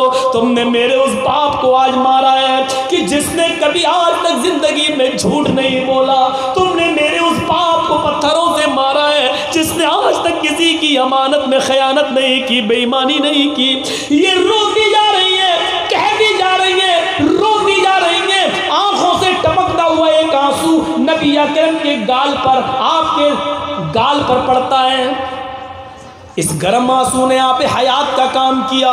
نبی اکرم کی آنکھیں کھل گئیں. آپ نے اپنی بیٹی کی آنکھوں میں آنسو دیکھے اور اپنی بیٹی فاطمہ کو اپنے قریب دیکھا تو آپ کو قوت مل گئی. آپ نے اپنی بیٹی کی آنکھوں میں آنسو دیکھے تو اپنی تکلیف بھول گئے اور فرمایا وہ قوم کیسے نجات پائے گی جو محمد کی بیٹی کو رلاتی ہو. وہ قوم کیسے کامیاب ہوگی جس نے میری 4 سال کی بیٹی کو رلایا ہو. سنو، جس نے فاطمہ کو رلایا یہ میرے دل کا ٹکڑا ہے. جس نے فاطمہ کو رلایا اللہ اس کو رلائے گا، اور جس نے فاطمہ کو خوش رکھا اللہ اس کو خوش رکھے گا. میرے پیارے ساتھیوں، آپ نے اپنی بیٹی فاطمہ کا ہاتھ پکڑا اور لے کر چلے آئے، لیکن یہاں پر بھی آپ نے دعوت دی تو ایک اللہ کی. قولوا لا الہ الا اللہ، لوگوں ایک اللہ کی عبادت کی طرف آؤ. یہ دعوت تھی. آپ لوگ سن سکتے ہو اس کے خلاف نہیں ہوئی، اس کے خلاف نہیں ہوئی، لیکن نبی اکرم غیروں کو بھی دعوت دے رہے ہیں تو ایک اللہ کی طرف دعوت دے رہے ہیں، ایک اللہ کی طرف بلا رہے ہیں. سنو، سننے کا شوق ہے تو کلیجہ سنبھالو. نبی اکرم کے پاس کچھ لوگ دور سے آئے ہیں اور بیٹھے ہوئے اور بیٹھ کر آپ ان کو اسلام کی دعوت دے رہے ہیں. وہ ابھی کافر ہیں، غیر مسلم ہیں. کوئی رومال یا کپڑا ہے؟ بیٹھے ہوئے اور نبی اکرم صلی اللہ علیہ وسلم کے پاس وہ کافر بیٹھے ہیں. آپ ان کو دعوت دے رہے ہیں. اتنے میں حضرت زینب کے پاس سے خبر آتی ہے. کتنا بتاؤں، زینب نبی کی بیٹی ہیں، بڑی بیٹی ہیں. زینب کے پاس سے خبر آتی ہے آپ کی نواسی یعنی میری بیٹی، آپ کی ناتن نواسی یعنی میری بیٹی بہت بری کنڈیشن میں بیمار ہے، آپ جلدی دیکھنے آئیے. جو آدمی خبر لے کر گیا، اللہ کے نبی نے فرمایا زینب کی بیٹی یعنی میری نواسی میری ناتن کی طبیعت خراب ہے کہ ہاں. فرمایا میری بیٹی سے کہہ دو میری بیٹی سے کہہ دو کہ بے شک للہ ما آتا، اللہ نے جو کچھ بھی دیا وہ اللہ ہی کا ہے، اور اگر وہ چلی جاتی ہے تو وہ بھی اللہ ہی کی امانت ہے. میرے پاس کچھ لوگ آئے ہیں جو اسلام کی دعوت سننے آئے، میں ان کو دعوت دے رہا ہوں، ابھی نہیں آ سکتا. وہ چلے گئے اور زینب سے کہہ دیا کچھ لوگوں میں بزی ہیں، باہر سے آیا ہے وفد، آپ ان کو اسلام کی دعوت دے رہے ہیں. حضرت زینب نے دوبارہ بھیجا میرے باپ سے ابو سے محمد رسول اللہ سے کہنا آپ کی بیٹی نے آپ کو اللہ کا واسطہ دیا ہے، جس حال میں اسی حال میں اٹھ کے چلے جائیے. میری بیٹی نے اپنی نواسی کو گود میں لے لیجئے اور اس پر دم کر دیجئے، شاید آپ کی دعا سے میری بیٹی کی جان بچ جائے. اللہ سن لے. اللہ کے نبی کو جب قسم دی گئی تو آپ نے جو لوگ باہر سے آئے آپ نے ان سے کہا میری بیٹی کبھی اتنی پریشان نہیں ہوئی جتنی آج ہے، اب تم یہیں بیٹھو. انتظام کر دیا ان کے کھانے پینے رہنے کا، اور آپ نے چند صحابہ کو لیا اور ان کے ساتھ چلے گئے. اور سنو، زینب کی کمرے میں دستک دی. محلے کی 15-20 عورتیں پہلے ہی سے بیٹھی ہوئی تھی، گھریلو لوگ موجود تھے، چند لوگ. کمرہ اتنا بڑا نہیں تھا، حجرہ اتنا بڑا نہیں تھا. حضرت زینب، کسی نے دروازہ کھولا، زینب اپنی چارپائی پر بیٹی کو لے کر بیٹھی ہوئی ہیں، اور جیسے اللہ کے رسول صلی اللہ علیہ وسلم گھر میں گھستے ہیں زینب اپنی بیٹی کو لے کر آگے بڑھتی ہے. اے اللہ کے نبی میری بیٹی کو اپنی گود میں لے کے دم کر دو، میری بیٹی دیکھیے کیا کمی کے عالم میں. نبی اکرم صلی اللہ علیہ وسلم نے دیکھا زینب کی بیٹی میری ناتن سسکیاں لے رہی ہے، سانسیں چل رہی ہیں. آپ نے اس کو اپنی گود میں لیا. شاید نبی اکرم کی ناتن اپنے نانا کی گود کا انتظار کر رہی تھی، شاید اپنے نانا کی گود کا انتظار کر رہی تھی. جیسے ہی نبی اکرم کی یہ ناتن زینب کی بیٹی محمد رسول اللہ کی گود میں آئی، اللہ کی یہی مصلحت مرضی تھی، اس ناتن کا انتقال ہو جاتا ہے. زینب کی بیٹی دم توڑ دیتی ہے، زینب کی بیٹی کی روح نکل جاتی ہے. ناتن کی روح نکلی، زینب کی آنکھوں میں آنسو آ گئے، اور اس وقت جتنی عورتیں وہاں بیٹھی تھی زینب کو دیکھ کر ساری عورتیں رونے لگیں. جتنے مرد تھے ان سب کی آنکھوں میں آنسو ہیں، لیکن محمد رسول اللہ ایسے نازک موڑ پر بھی اللہ کی دعوت دے رہے ہیں، اور آپ کی زبان سے جملہ نکلتا ہے اِنَّا لِلَّهِ وَإِنَّا إِلَيْهِ رَاجِعُونَ. زینب غم کی ضرورت نہیں ہے، ہم سب اللہ ہی کی امانت ہے، اللہ ہی کے پاس سے آئے ہیں۔ وَإِنَّا إِلَيْهِ رَاجِعُونَ، اور ہم سب کو اللہ ہی کی طرف جانا ہے، ہم سب کو اللہ ہی کی طرف لوٹ کر جانا ہے۔ سارے لوگ رو رہے ہیں اور محمد رسول اللہ صلی اللہ علیہ وسلم لوگوں کو، بیٹھے ہوئے مجمع کو اور اپنی بیٹی کو اللہ کی دعوت دے رہے ہیں۔ داعیاً الی اللہ، اللہ کی طرف بلانے والا۔ ایسے نازک موڑ پر بڑے بڑے کا کلیجہ چھلنی ہو جاتا ہے، لیکن نبی اکرم صبر کا معنی سمجھا رہے ہیں، بتا رہے ہیں دیکھو ایسے موقع پر چیخ کر نہیں رونا ہے، چلانا نہیں ہے، واویلا نہیں بچانا ہے، ماتم نہیں کرنا ہے، نوحہ نہیں کرنا ہے، گریبان چاک نہیں کرنا ہے۔ کیوں؟ اگر تم نے ایسا کیا تو تمہاری یہ بیٹی قیامت کے دن تمہاری نجات کا ذریعہ نہیں بنے گی۔ اللہ کی دعوت، موڑ کوئی سا بھی ہو، دعوت اللہ کی طرف۔ اپنے سامنے، یہ تو نبی کی نواسی تھی، اپنے سامنے بھی موت کو دیکھ رہے پھر بھی اللہ کی دعوت۔ وہ سنا، چھوٹے چھوٹے بچے سناتے ہیں، لوٹے ایک جنگ سے، ایک گھنے جنگل سے گزرے، صحابہ کئی راتوں کے تھکے ہوئے تھے جنگ میں لڑتے لڑتے، کہا اللہ کے رسول تھوڑا سا آرام کر لیتے ہیں، کہا ٹھیک ہے کر لو۔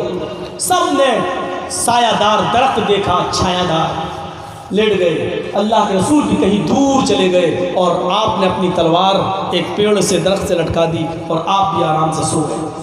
جیسی سوئے، اسی جنگل میں ایک دیہاتی، ایک عربی، ایک کافر بدوی چلا آیا۔ اس نے دیکھا ہے محمد کی تلوار، نیچے محمد، 100 اونٹ کا انعام، محمد کو زندہ مردہ لانے پر، یہ تو بڑا اچھا موقع ہے۔ سارے صحابہ سو رہے ہیں، کیوں نہ تلوار اٹھاؤں اور محمد کی تلوار سے محمد کو قتل کر دوں۔ وہ درخت پہ چڑھا، پیڑ پہ چڑھا، اس نے فوراً تلوار اٹھائی، اتاری، کود گیا، لیکن زمین پر جب چھلانگ لگائی تو نبی اکرم اس کے پیروں کی دھمک سے اٹھ گئے۔ وہ آگے بڑھ رہا ہے، نبی اکرم کھڑے ہو گئے۔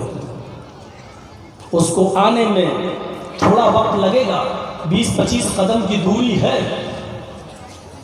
آپ بھاگ بھی سکتے تھے۔ صحابہ کو چیخ کرے ایک آدمی آیا، مجھے مارنا، لیکن آپ نہ تو چیخے، نہ صحابہ کو جگایا، نہ دوڑے، بلکہ سامنے جو آ رہا ہے اس کا استقبال کر رہے ہیں۔ آپ کے ہاتھ میں کچھ نہیں، دشمن کے ہاتھ میں تلوار، قریب آیا، اس نے تلوار اٹھا بھی لی۔ من یعصمک منی یا محمد، سوال کرتا ہے بخاری کے الفاظ، اے محمد بتا آج تجھے میرے ہاتھ سے کون بچائے گا؟ بول کون بچائے گا؟ نبی اکرم نے جواب دیا اللہ۔ موت سامنے، دشمن تلوار لے کے کھڑا، تلوار اٹھا بھی لی، نہ بھاگ رہے ہیں نہ چیخ رہے ہیں۔ دشمن کہہ رہا بتا کون بچائے گا؟ اس مارنے والے دشمن کو دعوت دے رہے ہیں تو کون؟ محمد رسول اللہ۔ اور دعوت بھی کس کی؟ بچانے والا بھی اللہ، اور میں دعوت بھی دے رہا ہوں وہی جو پاورفل ہے۔ کون بچائے گا؟ اللہ۔ اللہ کہنا تھا، اس کے ہاتھ سے تلوار گر گئی۔ جب گری تو آپ نے اٹھا لی۔ دیکھا، کروٹ بدلنے میں ٹائم نہیں لگتی۔ آج بھارت کے جو حالات ہیں نا، صبر کرو بھائیو، اس وقت صبر سب سے بڑا ہتھیار ہے۔ 5 وقت نماز پڑھتے ہو نا، جہری نمازوں میں جن میں تلاوت کی جاتی ہے، آپ قنوت نازلہ پڑھیے۔ جو کام کر سکتے ہو وہ تو کرو۔ مجھے معلوم ہے کہ ہم کمزور ہیں، ہمیں معلوم ہے کہ ان کے پاس پاور، طاقت، حکومت سب کچھ ہے۔ آپ صبر کرو۔ وہ دیش کو برباد کرنا چاہتے ہیں، آپ دیش کے رکھوالے ہو، دیش کی حفاظت کریں۔ صبر کریے، قنوت نازلہ پڑھیے، اور صبر کا بدلہ یہ ہوگا کہ انشاءاللہ حالات کو کروٹ بدلنے میں دیر نہیں لگتی۔ ابن تیمیہ نے کہا تھا، علامہ ابن تیمیہ نے کہا تھا کہ اللہ کافر کی حکومت کی حفاظت کرتا ہے، اور ایک بار نہیں 7 مرتبہ کرتا ہے۔ کس کی؟ مسلمان کی نہیں۔ علامہ ابن تیمیہ نے کیا کہا؟ اللہ کافر کی حفاظت کرتا ہے، کافروں کی حکومت کی حفاظت کرتا ہے، اور ایک بار نہیں 7 بار کرتا ہے، مگر کب تک؟ جب تک وہ کافر حکومت سب لوگوں کے ساتھ عدل، انصاف اور نیائے کرتی ہے تو اللہ اس کی حفاظت کرتا ہے۔ اور پھر علامہ ابن تیمیہ نے کہا کہ اللہ مسلمانوں کی حکومت کو برباد کر دیتا ہے کب؟ جب مسلمان حاکم جب ظلم و بربریت کرنے لگتا ہے اور ظالم بن جاتا ہے، عدل و انصاف چھوڑ دیتا ہے، تو اللہ مسلمان حاکموں کی حکومت کو برباد کر دیتا ہے۔ یعنی اللہ کو اس بات کی پرواہ نہیں ہے کہ حکومت کون کر رہا ہے، حکومت کوئی بھی کرے، وہ کافروں کی حکومت کی بھی حفاظت کرے گا، لیکن کب تک؟ جب تک اس کی حکومت میں عدل ہوگا، انصاف ہوگا، نیائے ہوگا، سب کو برابر کی نظر سے دیکھا جائے گا، اللہ کافروں کی حکومت کو بھی محفوظ کر دے گا، اللہ ان سے بھی اچھا کام لے گا۔ لیکن اللہ مسلمانوں کی حکومت کو بھی باقی نہیں رکھتا اگر مسلمان ظالم بن جائے۔ حجاج ابن یوسف یہ مسلمانوں کا حاکم گزرا ہے نا، مسلمانوں کا کتنا بڑا ظالم گزرا ہے، کتنا بڑا ظالم تھا۔ عبداللہ ابن زبیر جیسے صحابی کو قتل کر دیا تھا، عبداللہ ابن زبیر جیسے صحابی کو ابو بکر کی بیٹی عائشہ کی بہن اسماء کے بیٹے، کیا کہا کچھ سمجھ میں آیا؟ ابو بکر کی بیٹی کون؟ عائشہ اور اسماء، اسماء عائشہ کی بہن، عائشہ اسماء کی بہن، اسماء نبی اکرم کی سالی، عائشہ سے شادی ہوئی نبی کی تو عائشہ کی بہن نبی کی سالی، نبی کی سالی اسماء کے پیٹ سے پیدا ہونے والا بیٹا عبداللہ جس کے باپ کا نام زبیر، اور اسماء وہ عورت، وہ سالی نبی کی جس نے مدینے میں جانے کے بعد ہجرت کی، جن صحابہ نے اور صحابیات نے مدینہ میں جا کر ہجرت کی، ان میں سب سے پہلے مہاجرین میں جس عورت نے سب سے پہلے بیٹا پیدا کیا وہ حضرت اسماء تھی۔ اسماء کا بیٹا عبداللہ، لیکن حجاج ابن یوسف نے اس عبداللہ ابن زبیر کو بھی قتل کر دیا تھا۔ اتنا ظالم، لاشیں بچھاتی تھی، ظلم و بربریت کے سارے معاملے، ساری حدیں توڑ دی تھی۔ حضرت حسن بصری نے اور عطا ابن رواح نے کہا تھا کہ لوگوں، حجاج ابن یوسف کے لیے ہم بد دعا نہیں کر سکتے، صحابہ کو قتل کر رہا ہے لیکن بد دعا نہیں کر سکتے۔ کیوں؟ انہوں نے کہا کہ حجاج ابن یوسف نے ایک اچھا کام بھی کیا ہے۔ کہا کیا؟ کہا ایک اچھا کام یہ کر گیا ہے کہ اس نے قرآن کریم کے اوپر اعراب لگوا دیے ہیں۔ اعراب جانتے ہو نا، زبر زیر پیش جو قرآن پہ لگا ہے نا، ہم لوگ پڑھتے ہیں نا الف زبر آ، بے زبر با، تے زبر تا، جو پڑھتے ہیں با زبر با، تا زبر تا، یہ جو پڑھتے ہیں یہ زبر زیر پیش، یہ حجاج ابن یوسف نے لگوائے۔ حجاج جس کی وجہ سے آج ہم لوگ سب ان پڑھ مولوی اور جاہل سب لوگ قرآن پڑھ لیتا ہے صحیح تلفظ کے ساتھ، تو میرے بھائیو یہ حجاج نے لگوائی۔ مولانا ابوالکلام آزاد نے لکھا ہے حجاج اتنا بڑا ظالم تھا کہ اس کے جہنمی ہونے میں کوئی شک نہیں، ہاں اگر وہ جنت میں جا سکتا ہے تو شاید یہی اس کی ایک نیکی اللہ تعالیٰ قبول کر لے تو اس کو جنت مل سکتی ہے، ورنہ کوئی نیکی اس کے نامہ اعمال میں نہیں ہے جو اس کو جنت میں داخل کر سکے۔ لیکن اتنا بڑا ظالم، اس کے بارے میں بھی حضرت حسن بصری نے اور عطا ابن ابی رباح نے کیا کہا تھا کہ ہم اس کے لیے بھی بد دعا نہیں کر سکتے۔ لوگوں، یہ ظالم حکمراں تمہاری بدعمالیوں کی وجہ سے بنتے ہیں، اس لیے ہم ظالم حکمرانوں کے لیے بد دعا نہیں کریں گے۔ جس طریقے سے تمہاری بدعمالیوں کی وجہ سے اللہ نے یہ عذاب ہمارے اوپر مسلط کر دیا ہے کہ تمہیں ظالم حکمراں دے دیا ہے، تم اپنے اعمال اچھے کر لو، شاید اللہ ہماری اچھے اعمال کی وجہ سے یہ ظالم حکمران سے ہمیں نجات عطا فرمائے۔ مسلمانوں، آج مولوی تنجیز تمہارے سامنے اپنی دامن کو پھیلا کر صرف تمہارے اچھے اعمال کی بھیک مانگ رہا ہے، تم اچھے اعمال کر لو، ہماری بدعمالیوں، ہماری نااتفاقیوں، ہماری کمزوری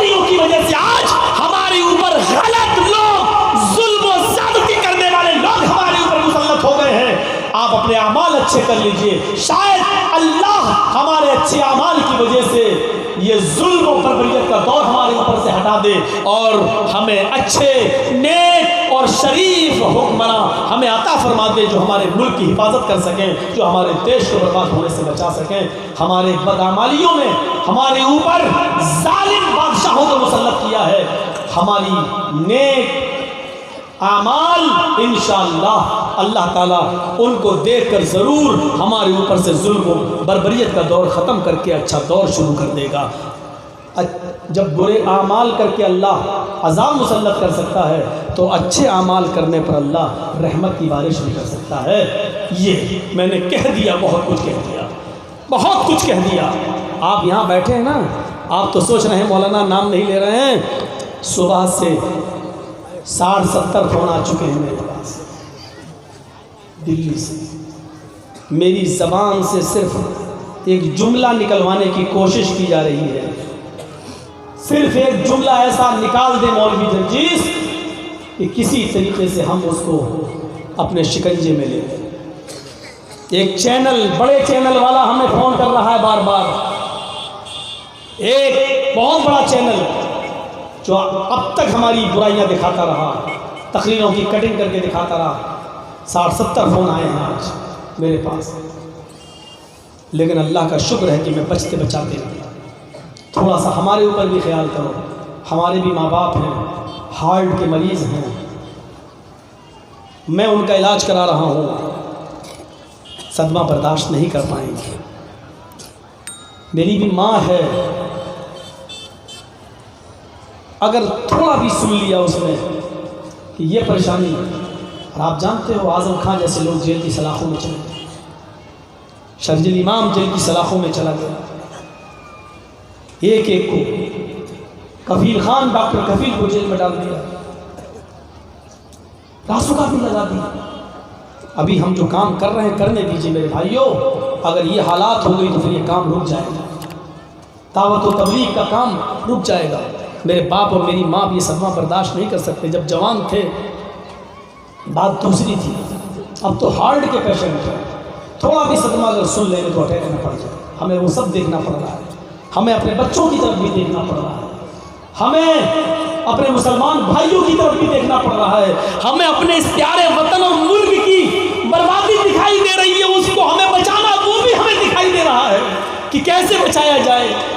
اس وقت ضرورت ہے کہ اس ملک کے ساتھ ہم نے کیا وفاداری کی اس کو بتایا جائے، ہم مسلمانوں نے کتنا خون بہایا اس کو بتایا جائے۔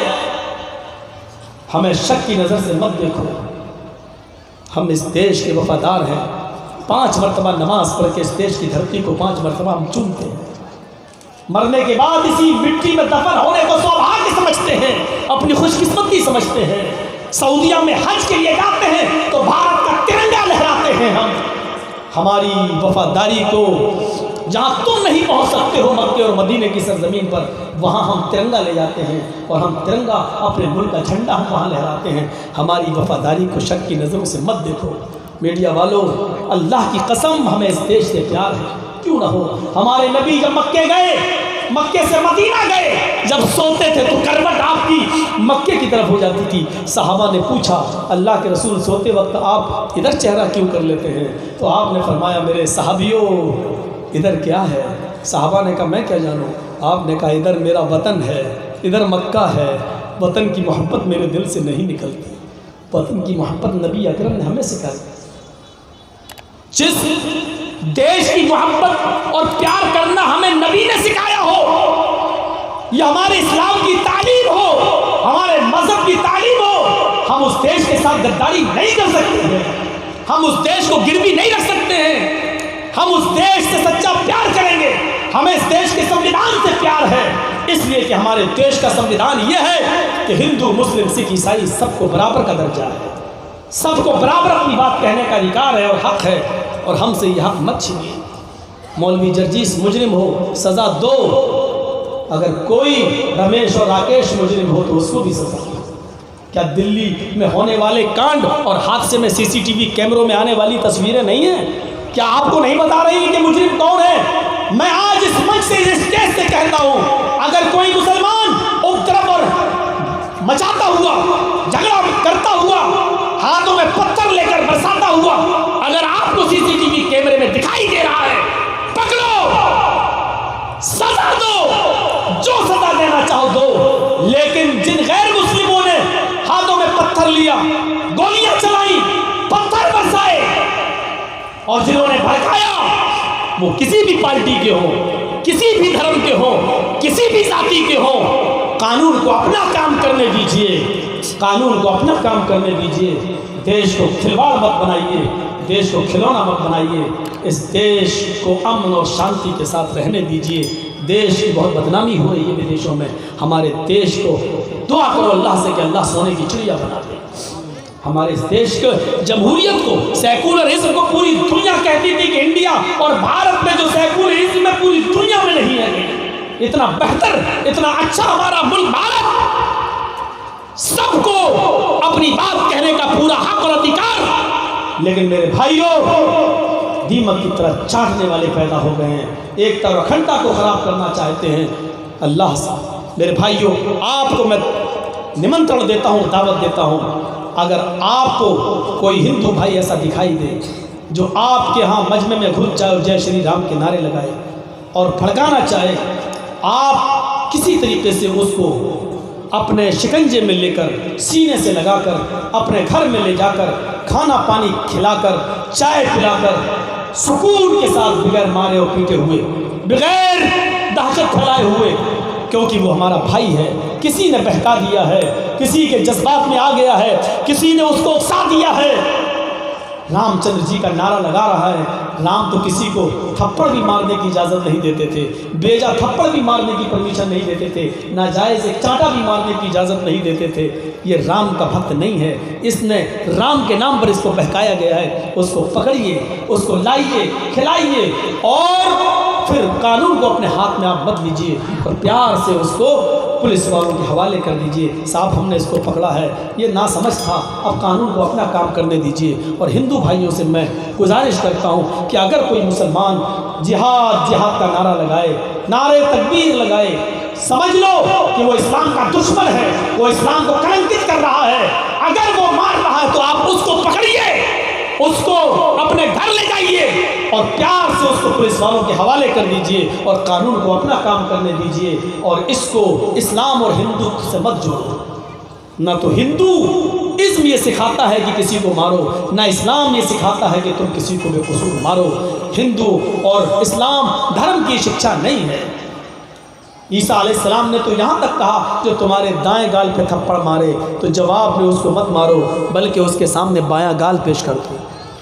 بائیں گال پہ تھپڑ مارے تو اس کو جواب میں کچھ مت بولو، سیدھے چل دو۔ یہ عیسیٰ علیہ السلام نے، یعنی یہ عیسائی کی بھی تعلیم نہیں ہے کہ ہم کسی کو بیجا ماریں کسی کو۔ اور جین دھرم کے اندر تو اہنسا اتنی بری چیز ہے، ہنسا اتنی بری چیز ہے کہ وہ تو بیچارے زمین پر پیدل چلتے ہیں، چپل بھی نہیں پہنتے ہمارے جینی بھائی، اور ان کے گرو کہ کہیں میرے پیروں سے چپل سے کوئی چیونٹی نہ مر جائے۔ وہ کرسی پر بھی اس لیے نہیں بیٹھیں گے تو اس کرسی کو پہلے جھاڑو سے جھاڑ لیتے ہیں، پونچھے سے جھاڑ لیتے ہیں تاکہ کوئی جراثیم، کوئی کیٹاڑو نہ ہو اور وہ ہمارے بیٹھنے سے مر نہ جائے۔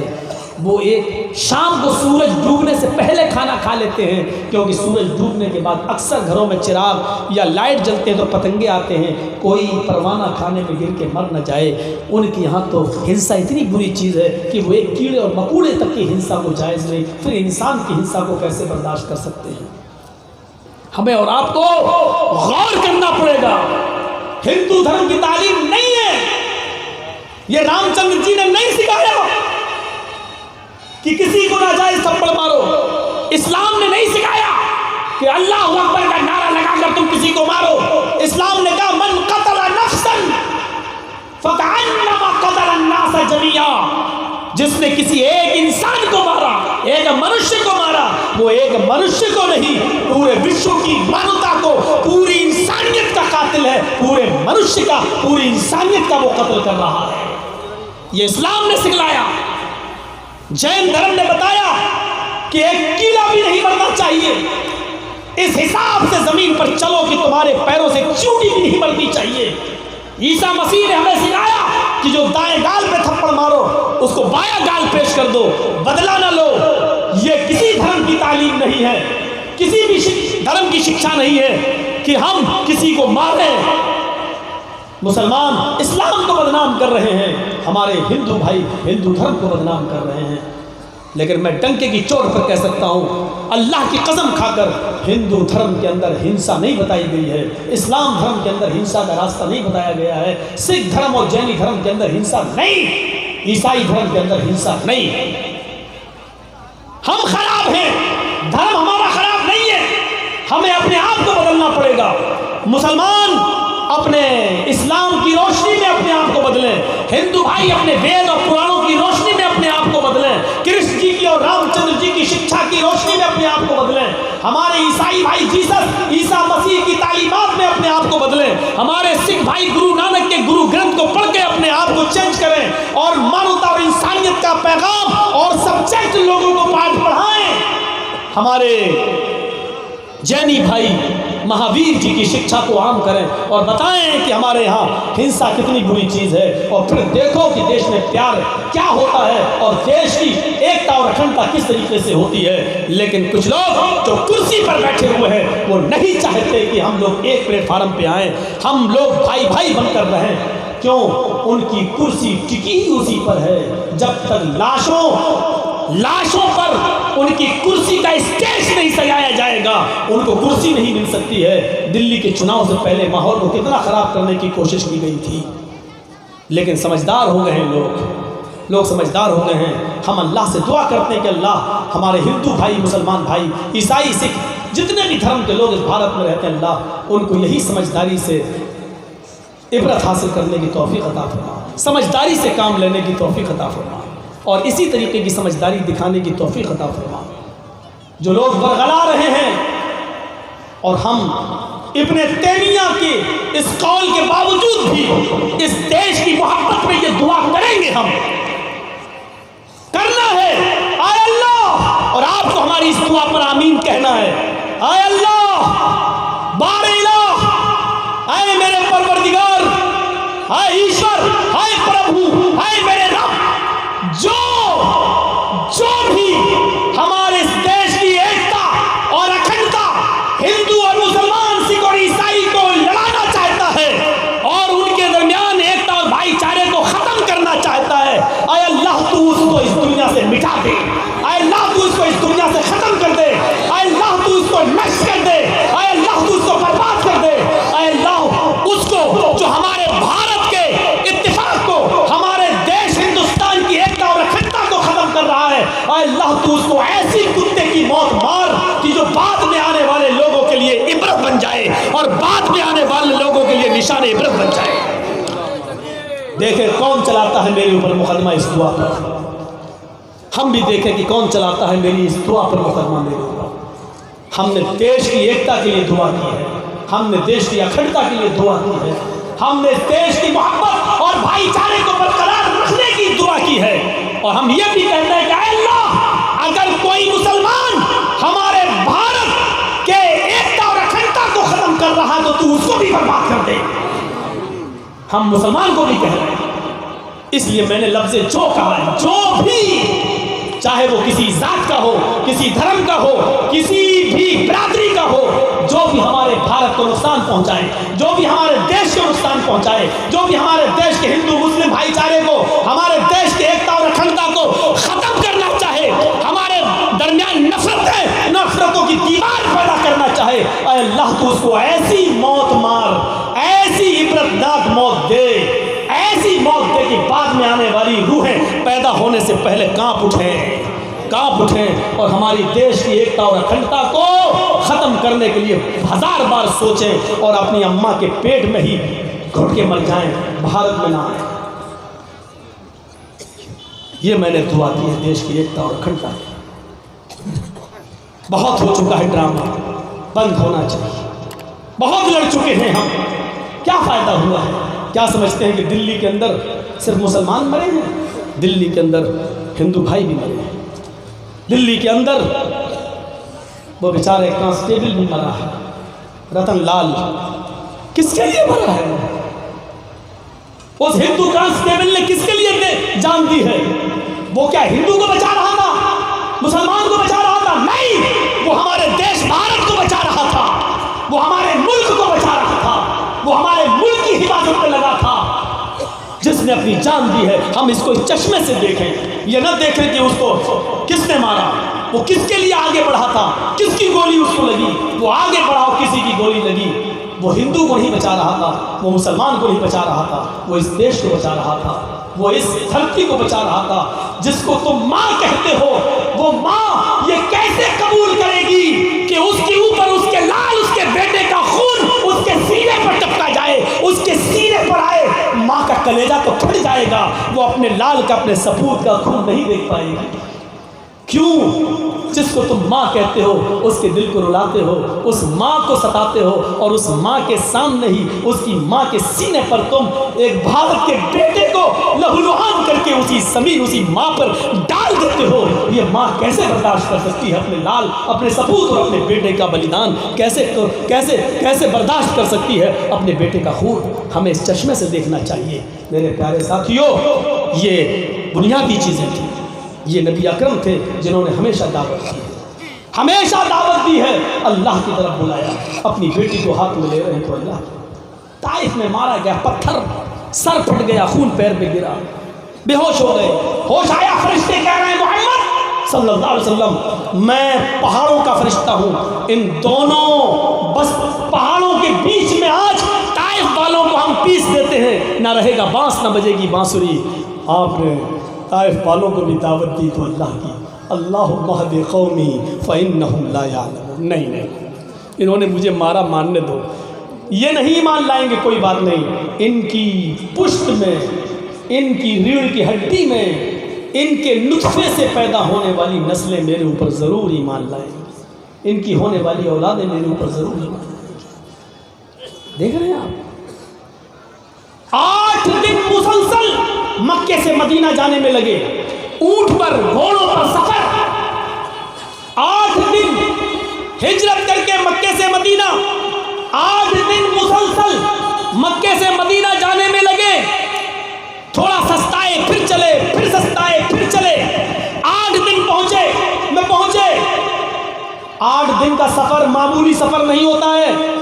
मौलाना जर्जीस की तरह एयर कंडीशन में और प्लेन से का ज़माना नहीं था कि आ गए और सफ़र कर दिया और तकरीर में कह दिया कि बीमार था, तबीयत ख़राब हो गई। 8 दिन सफ़र, मुसलसल सफ़र। मदीना थोड़ा सा दूर रह गया, चंद किलोमीटर। रास्ते में साहबा ने कहा थक गए, आपने कहा लेट जाओ। बेज़बान मखलूक, ऊँट, भेड़, बकरियाँ भी पैर फैला के लेट गई। ऊँट की ज़बान बाहर निकल आई,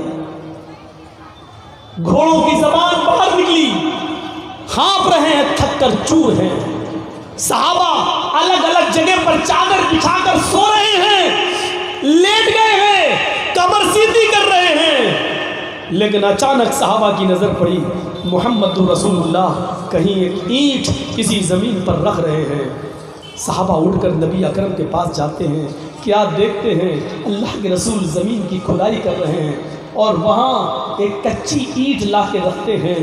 पूछा, अल्लाह के रसूल, हम लोग थके हैं, पैर खड़े नहीं हो रहे हैं, उठने की ताकत नहीं है, सुस्ताने के लिए हमने आपसे मोहलत मांगी है। बेज़बान मखलूक परेशान है, ज़बान बाहर निकाले हुए घोड़े और ऊँट तक भी उठने के लायक नहीं है, और आप यहाँ पर क्या कर रहे हैं? आपने फरमाया, इस जगह पर मैं अल्लाह के घर की बुनियाद रख रहा हूँ, इस जगह पर एक मस्जिद की बुनियाद रख रहा हूँ। मैं इस ईंट को यहाँ पर गाड़ दिया है, यहाँ पर अल्लाह का एक घर बनाया जाएगा। मैंने ये फिज़ाएँ देखी हैं, मैंने ये पहाड़ियाँ देखी हैं, इस पहाड़ियों से अल्लाहु अकबर की सदा गूंजेगी। क़यामत के दिन ये पहाड़ियाँ भी गवाही देंगी कि मैंने यहाँ पर भी तेरा कलमा बुलंद किया था। घोड़े, ऊँट लंबे लंबे लेटे हैं, प्यास से ज़बानें बाहर निकल आई हैं। सहाबा खड़े होने का नाम नहीं ले रहे हैं। मोहम्मद रसूलुल्लाह थके हैं, चूर हैं, लेकिन अल्लाह के घर की बुनियाद रख रहे हैं। आज भी जानते हो उस जगह पर जो मस्जिद बनी है, उस मस्जिद का नाम मस्जिद कुबा है। आज भी दुनिया उस मस्जिद को मस्जिद कुबा के नाम से जानती है। اللہ کے رسول نے فرمایا جس نے ہماری اس مسجد کے اندر 2 رکعت نماز پڑھی اللہ تعالیٰ اس کو ایک عمرے کا ثواب دیتا ہے۔ غور کیجئے، آپ کو اللہ کی دعوت کی فکر ہے، لوگوں کے تھکنے کی فکر نہیں ہے، بے زبان مخلوق کی فکر نہیں ہے، آپ کو فکر یہ ہے کہ یہ پیڑ پودے درخت بھی اللہ کی گواہی دینے والے ہیں۔ یہ تھی دعوت، ہر وقت اللہ کی دعوت، ہر وقت اللہ کی دعوت، یہاں تک کہ جب مرض الموت میں آپ مبتلا ہوئے، عائشہ کی ران پر سوئے ہوئے لیٹے ہیں، آواز بند ہو چکی ہے، ہونٹ ہل رہے، کان لگائے، تو آپ کہہ رہے تھے اقیم الصلاۃ اقیم الصلاۃ، عائشہ لوگوں سے کہہ دینا کہ میرے بعد نماز پڑھتے رہیں، نماز نہ چھوڑیں، او ما ملکت ایمانکم، اپنے غلاموں کا خیال رکھے، ضرورت سے زیادہ ان سے کام نہ لیں، اتنا بوجھ ان کے اوپر نہ لا دیں کہ وہ اٹھا نہ سکیں۔ اگر کوئی زیادہ بھاری اور مضبوط کام کرانا ہے اور وہ اس کی طاقت میں نہیں ہے تو اس کے کام میں اس کی مدد کرے۔ کہہ دوں گی ٹھیک، اور پھر آخری جملہ نبی اکرم کا جو نکلا، آخری شروع کہاں سے کیا؟ اقرا بسم ربک الذی خلق، شروعات ہوئی اللہ کے نام سے اور زندگی کا اختتام ہو رہا ہے، اللہ کے پاس جا رہے ہیں۔ تو جانتے ہو آخری جملہ کیا نکلا؟ اللہم بالرفیق الاعلی، اللہم بالرفیق الاعلی، اللہم بالرفیق الاعلی، اور آخری جملہ یہ نکلا، اور اللہ کے رسول اللہ سے جا ملے، آنکھیں کھلی تھی حجرے میں، اور اوپر کھجور کے پتوں کی چھت تھی، لینٹر نہیں تھا ہماری طرح، کھجور کے پتے پاٹ دیے گئے تھے، وہی لینٹر تھا، ایسے آنکھیں کھلی، محمد رسول اللہ کی نگاہیں کھجور کے پتوں کی چھت سے ٹک گئی، اور پوری دنیا کو روشن کرنے والا، پوری دنیا کو چمکانے والا سورج، پوری دنیا کو اپنے علم سے روشن کرنے والا سورج ہمیشہ کے لیے غروب ہو جاتا ہے۔ اللہ کو پیارا، یعنی دعوت کی شروعات اللہ کے نام سے کی اور اپنی زندگی کا خاتمہ بھی اللہ کے نام پر ختم کیا، اس کی پوری زندگی اللہ کے نام کی دعوت میں گزر گئی۔ وَدَاعِيًا إِلَى اللَّهِ بِإِذْنِهِ وَسِرَاجًا مُنِيرًا، اور روشن سورج بنا کر دیا۔ سورج کیا کہا؟ اللہ کے رسول کو سورج کہہ دیا۔ مطلب کیا ہے سورج کا؟ جیسے سورج نکلتا ہے تو اندھیرا ختم ہو جاتا ہے، ایسی محمد رسول اللہ سورج ہیں، نبی جب آئے تو دنیا میں گناہوں کا اندھیرا دور ہو گیا۔ یہ مطلب ہے سورج، رات کے اندھیرے میں چوریاں ہوتی ہیں، ڈکیتیاں ہوتی ہیں، زناکاریاں ہوتی ہیں، جرائم ہوتے ہیں، اور جیسی سورج نکلتا ہے چور بھاگ جاتے ہیں، جرائم رک جاتے ہیں، اندھیرا ختم ہو جاتا ہے۔ ایسے ہی عرب کے اندر جوا، شراب، اندھیرا تھا، گناہوں کی دلدل تھی، گناہوں کا تالاب تھا، سمندر تھا، لیکن جب محمد رسول اللہ نے نبوت کا دعویٰ کیا تو گناہ مٹ گئے اور روشنی ہو گئی، یعنی اندھیرا ختم ہو گیا اور روشنی آ گئی۔ جس طرح ستارے چمکتے ہیں لیکن سورج جب نکلتا ہے تو ستارے غائب ہو جاتے ہیں، یعنی ایک سورج ہزاروں ستاروں پر بھاری ہوتا ہے، سورج نکلا ستارے غائب۔ سارے نبیوں کی شریعتیں ستارے، محمد کی شریعت سورج،